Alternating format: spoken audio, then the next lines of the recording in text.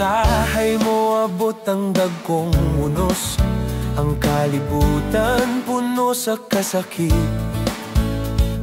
Apan sa imong presensya, Ginoo, na ay kalinaw nga di masabtan sa uban. Bisan na'y problema, mura ragwala, kay naa ka, Ginoo, sa kong kiliran. Ang imong grasya maoy akong gahong, ikaw ang akong kalinaw sa tanan. Ang uban mo salig sa ilang kusog, apan ako mo salig lamang kanimo.